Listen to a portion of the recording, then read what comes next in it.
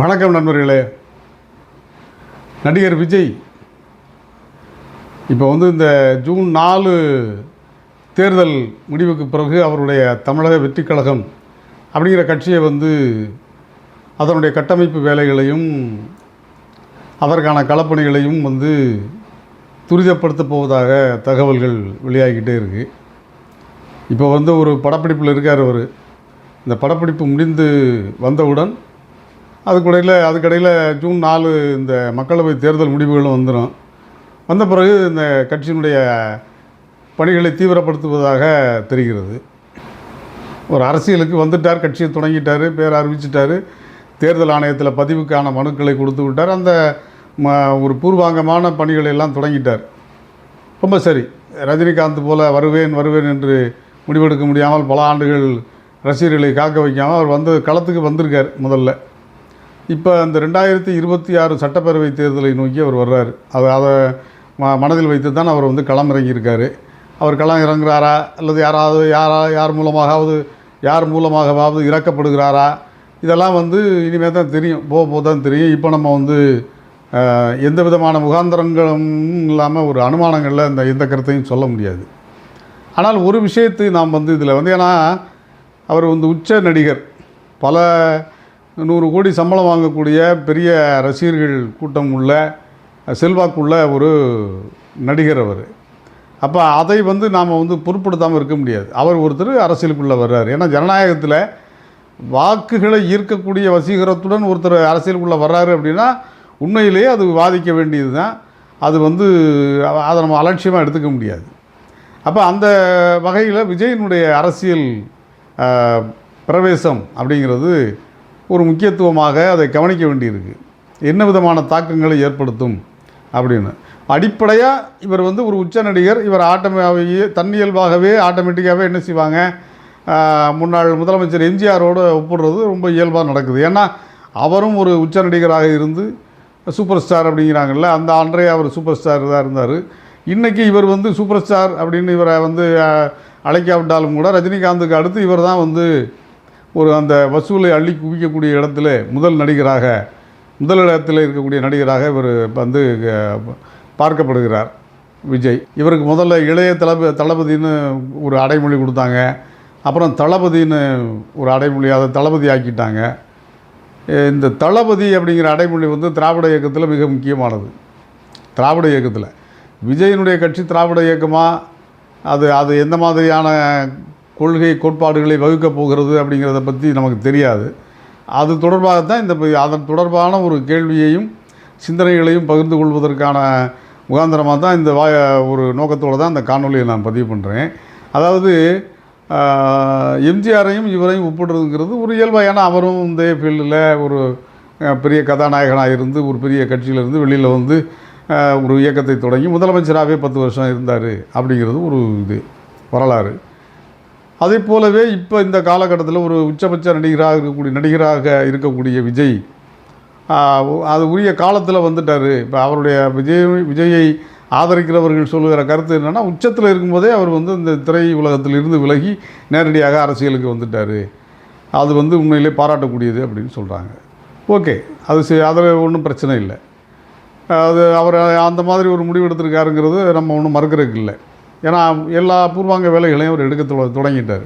இதில் இப்போ அதில் இப்போ அவருடைய பதவிகள்லாம் அறிவிச்சிட்டாங்க. இவர் தலைவர் அந்த புஷி ஆனந்த், அவர் பொதுச் செயலாளர், ராஜசேகருங்கிற ஒரு பொருளாளர், இப்படி பதவிகள் அந்த கீழே உள்ள அமைப்பாளர்கள் எல்லாம் அவங்க அறிவிச்சிருக்காங்க. பூத் கமிட்டிங்கிறது ஒரு கட்சிக்கு ரொம்ப முக்கியமானது. தேர்தல் களமாடணும்னா பூத் ஏஜென்ட்டுகள் இல்லாமல் முடியாது. பூத் ஏஜென்ட்டுகள் பூத் ஏஜென்ட் நியமிக்கிற அளவுக்கு கட்சிக்காரர்கள் ஈடுபாடு உள்ளவர்களாக இருக்கணும். கட்சியில் ஈடுபாடு உள்ளவர்கள் எப்படி ஈடுபாடாக இருப்பாங்கன்னா, ஒரு விஜய் பட ரசிகர்களாக மட்டுமே அது ஒரு அரசியலாக மாற்ற முடியுமா என்பது கேள்விக்குரியது. ஏன்னா எம்ஜிஆரையும் இவரையும் ஒப்பிடும்போது உங்களுக்கு ஒரு முக்கியமான நீங்கள் இவருக்கும் மற்ற எல்லா நடிகர்களுக்குமே, ஏன்னா எம்ஜிஆருக்கு அடுத்து விஜய் மட்டும் முதல்ல வரல. எம்ஜிஆருக்கு அடுத்து நிறைய பேர் அரசியலுக்கு வந்துட்டாங்க. டி ராஜேந்தர், சிவாஜி கணேசன், பாக்கியராஜ், இப்படி. ரஜினிகாந்த் வர்றதா சொல்லிவிட்டு அவர் பின்வாங்கிட்டார். கமலஹாசன் அவர் அது மாதிரி சொல்லவே இல்லை.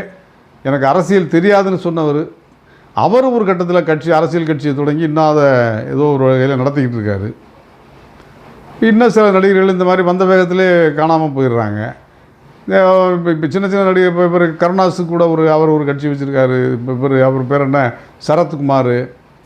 இப்படி எல்லாருமே இப்போ நிறைய இந்த மாதிரி அரசியலில் வர்றதுக்கான காரணம் வந்து எம்ஜிஆர் வந்து அரசியலில் இறங்கி முதலமைச்சராகி ஒரு 10 வருஷம் ஆட்சி நடந்து அந்த கட்சி அதனுடைய தொடர்ச்சியாக வலிமையான கட்சியாக இன்னும் நீடிக்கிறது. தருகின்ற உந்துதலில் தான் அவங்க இந்த கட்சிகளெல்லாம் ஆரம்பிக்கிறது.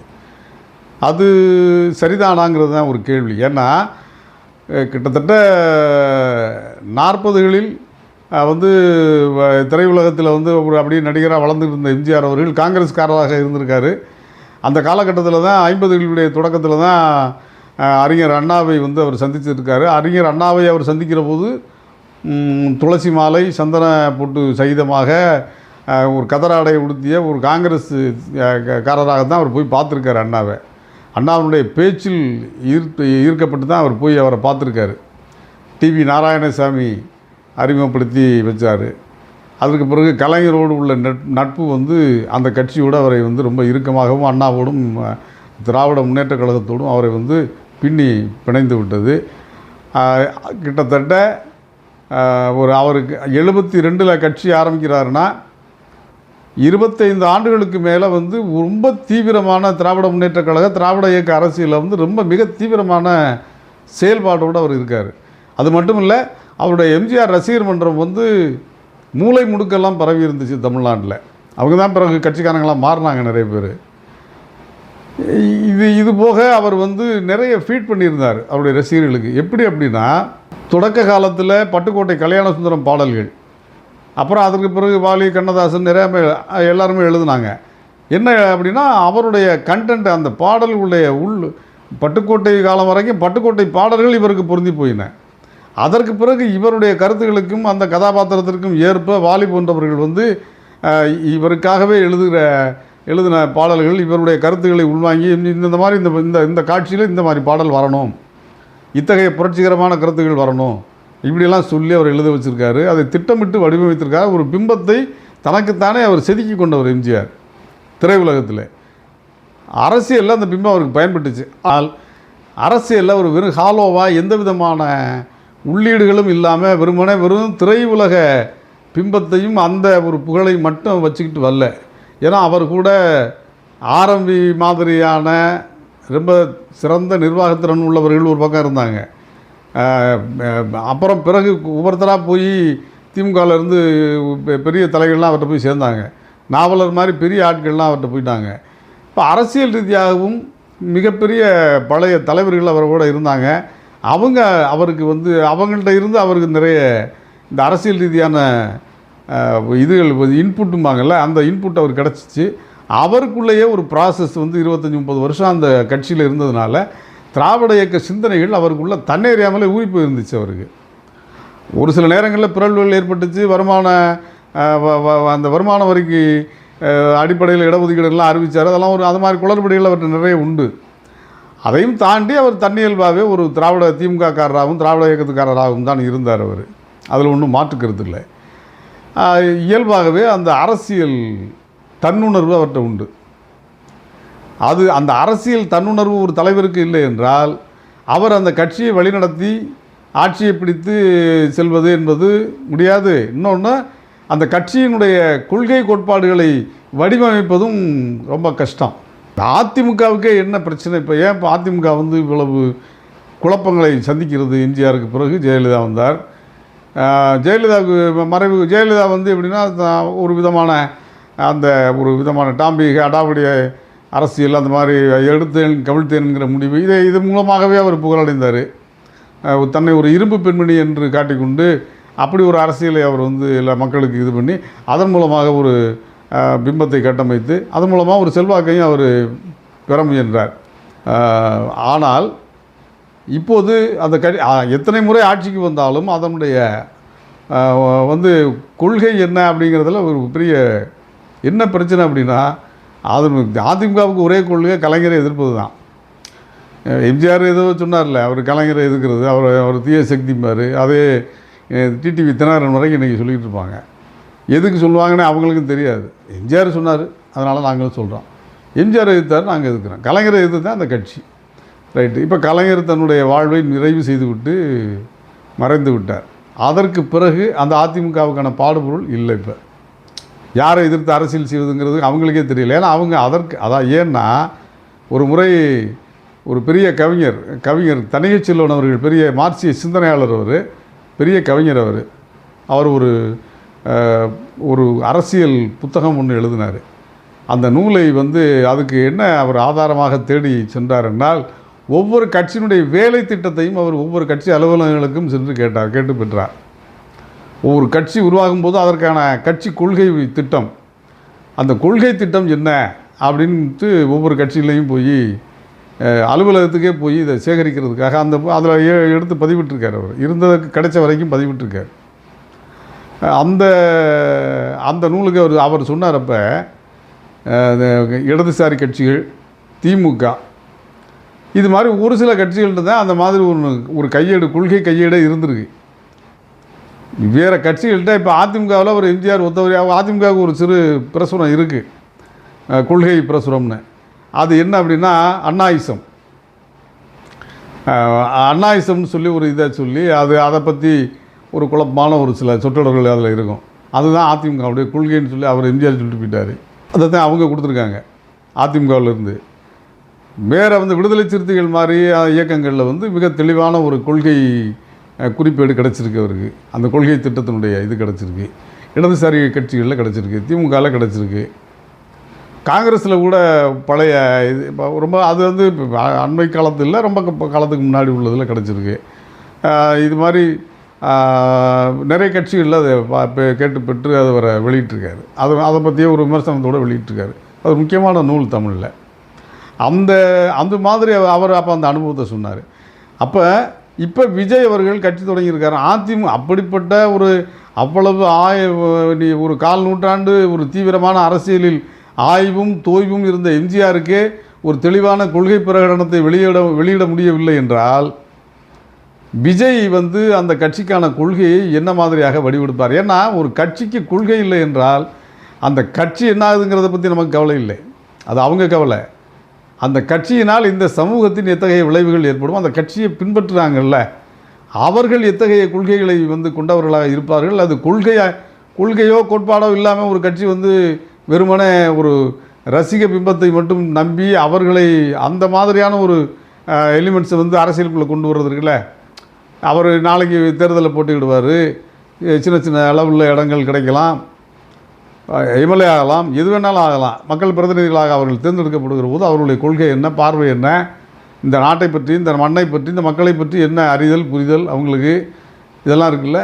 எத்தகைய இதை ஏற்படுத்த போகிறாங்க, அதற்கான வேலை திட்டம் அவர்கள்ட்ட என்ன இருக்குது அப்படிங்கிறதெல்லாம் இன்னும் தெரியலை. ஆனால் அது இல்லாமல் இந்த காலத்தில் அதெல்லாம் தேவையில்லை அப்படிங்கிற மாதிரி முன்னையா சொல்லிவிட்டு ஒரு கட்சியை அவங்க மேலோட்டமாக நடத்திட்டு போயிடலாம்னு நினச்சா அது எந்த காலத்துலேயும் நடக்காது. இவ்வளவு நெருக்கடிகளுக்கு மத்தியிலும் திராவிட முன்னேற்றக் கழகம் நிற்கிறது அப்படின்னு சொன்னால் அதனுடைய கொள்கை வலிமை, அண்ணா காலத்தில் ஏற்படுத்தப்பட்ட அதனுடைய அடிப்படையான கட்டமைப்பு, கட்சி அமைப்பு, கட்சி கட்டமைப்பு, கொள்கை கட்டமைப்பு, இந்த இரண்டும் இல்லாமல் ஒரு இயக்கம் காலூன்ற முடியாது. எந்த நாட்டிலையும் சரி, அது இங்கேன்னு இல்லை, எங்கேயுமே. இப்போ எத்தனையோ கட்சிகள் வருது, ஏன் அவங்களால நிலைக்க முடியலை அப்படின்னா இதுதான் காரணம். அப்போ இந்த மாதிரி ஒரு ஏன்னா இப்போ புஷி ஆனந்த் அப்படிங்கிறவர் தான் பொதுச் செயலாளர். புஷினா நாங்கள் கூட நினச்சேன், என்ன புஷி ஆனந்த்னு பேர், அவர் இந்த நாட்டுக்காரன் தெரியலையே அப்படின்னா, பாண்டிச்சேரியில் அவர் வென்ற தொகுதிக்கு பேர் புஷியான். அந்த பேர் அடைமொழியாக அவருக்கு வச்சுருக்காங்க. அப்படி ஒருத்தர் தான் பொதுச் செயலாளராக இருக்கார். அப்போ இது மாதிரி இந்த கதம்ப அரசியலால் தான் ஏறத்தாழ 25-30 வருஷம் தமிழ்நாடு பாடாப்பட்டுச்சு எம்ஜிஆருடைய இதுக்கு பிறகு. என்னன்னே இல்லாமல் ஒரு அரசியல் கட்சி தேர்தல் நடந்துகிட்டு இருக்கும்.